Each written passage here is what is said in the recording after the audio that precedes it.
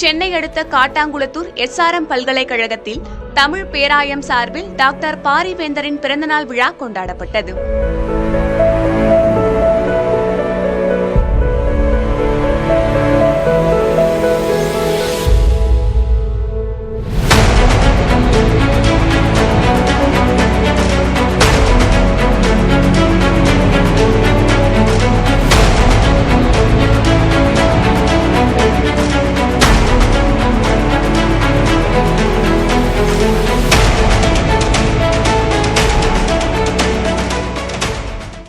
சேவை திருநாளாக கொண்டாடப்பட்ட இந்த நிகழ்ச்சியில் மருத்துவ புலம் வழங்கும் மலரை பாரிவேந்தரின் மகள் கீதா சிவகுமார் வெளியிட்டார்.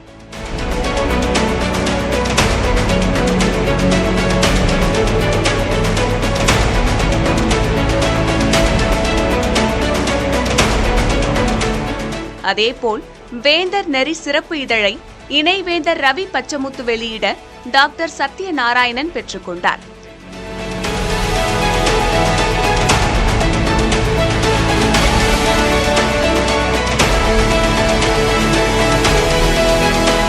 அதனைத் தொடர்ந்து பாரிவேந்தரின் சிலையை செய்த சிற்பி முருகனுக்கு 1 சவரன் தங்கப்பதக்கம், வேந்தர் கலையகத்தை உருவாக்கிய கணேசனுக்கு 1 சவரன் தங்கப்பதக்கம், பொற்கிழி ஆகியவை வழங்கப்பட்டன.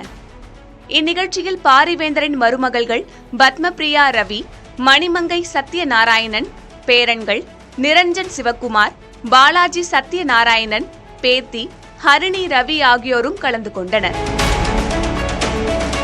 இதனைத் தொடர்ந்து நிகழ்ச்சியில் பேசிய பாரிவேந்தர், நல்ல குடும்பம், நல்ல தொழில், நல்ல நோக்கம், சேவை இவை அனைத்தும் இணைந்தால் வாழ்க்கை சொர்க்கம் போன்றதாக மாறும் என்றார்.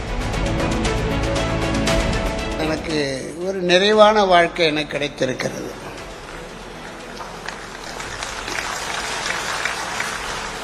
ஒரு நிறைவான வாழ்க்கை வாழ வேண்டுமானால் ஒன்று குடும்பம் அமைய வேண்டும், அல்லது தொழில் அமைய வேண்டும், அல்லது ரெண்டும் சேர்ந்தாப்புல அமைந்தால் அவனுடைய வாழ்க்கை சொர்க்கமான ஒரு வாழ்க்கை.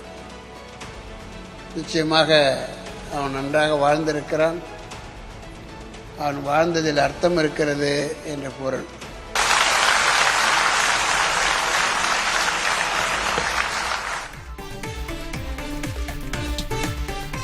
தேசிய ஜனநாயக கூட்டணியில் இந்திய ஜனநாயக கட்சி தொடரும் என அக்கட்சியின் நிறுவனர் பாரிவேந்தர் அறிவித்துள்ளார். செங்கல்பட்டு மாவட்டம் காட்டாங்குளத்தூரில் உள்ள SRM பல்கலைக்கழக வளாகத்தில் IJK சார்பில் டாக்டர் பாரிவேந்தரின் பிறந்தநாள் விழா கொண்டாடப்பட்டது. இந்நிகழ்ச்சியில் பேசிய அவர், பாஜகவுடனான நட்பும் தோழமையும் தொடரும் என்று தெரிவித்தார். தொடர்ந்து பேசிய அவர், 15 ஆண்டுகளுக்கு முன்பு நாம் பேசிய கொள்கைகளை இப்போது பேசி சிலர் வெற்றி பெற்றுவிட்டதாக கூறினார்.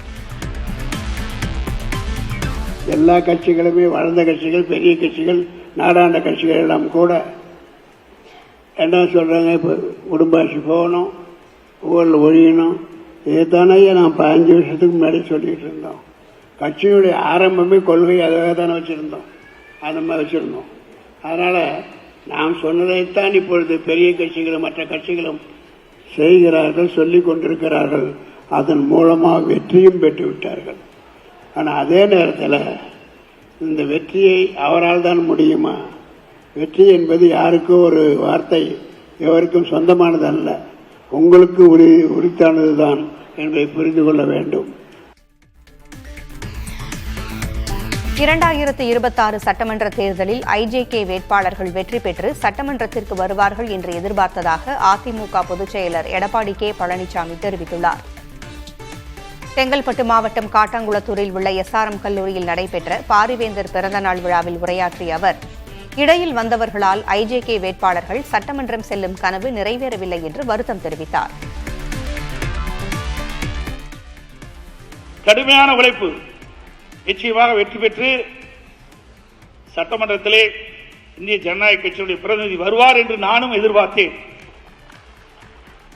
ஆனால் இடையிலே வந்தவர்கள் நம்முடைய வெற்றியை தடுக்கப்பட்டு விட்டது. ஆட்சியாளர்களை தேர்வு செய்யும் பொறுப்பு இளைஞர்கள் கையில் உள்ளதாக எடப்பாடி K. பழனிசாமி தெரிவித்துள்ளார். பாரிவேந்தர் பிறந்தநாள் நிகழ்ச்சியில் பேசிய அவர், இளைஞர்கள் சரியா தவறா என சுயமாக சிந்தித்து வாக்களிக்க வேண்டும் என்று அறிவுறுத்தினார். தேர்தலின் போது உங்கள் ஆட்சியாளர் யார் என்பதை முடிவு செய்யும் மிகப்பெரிய பொறுப்பு உங்கள் முன் உள்ளது. உங்களுக்கு நீங்கள் செய்வது சரியா தவறா என்று முடிவெடுங்கள். அதுதான் சரியான முடிவாகும். எனவே ஒவ்வொரு முறையும் வாக்களிக்கும் முன் சிந்தித்து வாக்களியுங்கள் என்று உங்கள் அனைவரையும் அன்புடன் கேட்டுக்கொள்கின்றேன். எஸ்ஆர்எம் குழும தலைவர் டாக்டர் பாரிவேந்தரின் பிறந்த நாளை ஒட்டி சென்னை காட்டாங்குளத்தூரில் உள்ள எஸ்ஆர்எம் பல்கலைக்கழக வளாகத்தில் புதிய விடுதி திறக்கப்பட்டது. புதிய பிரம்மாண்ட விடுதியை வடசரவாக்கத்தில் உள்ள தமது இல்லத்திலிருந்து காணொலி காட்சி மூலம் ஈஸ்வரி பாரிவேந்தர் திறந்து வைத்தார்.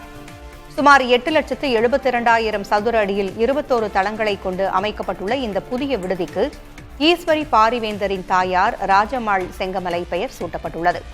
முன்னதாக பாரிவேந்தர் தனது பிறந்த நாளை மனைவி ஈஸ்வரியோடு கேக் வெட்டி கொண்டாடினார். 16வது ஆண்டில் காலெடுத்து வைத்துள்ள புதிய தலைமுறை தொலைக்காட்சிக்கு மக்களவை எதிர்க்கட்சித் தலைவர் ராகுல் காந்தி வாழ்த்து தெரிவித்துள்ளார். மக்களுக்கு சேவை செய்வதில் மேலும் ஒரு மைல்கல்லை எட்டியதற்காக புதிய தலைமுறையை வாழ்த்துவதாக ராகுல் காந்தி கூறியுள்ளார்.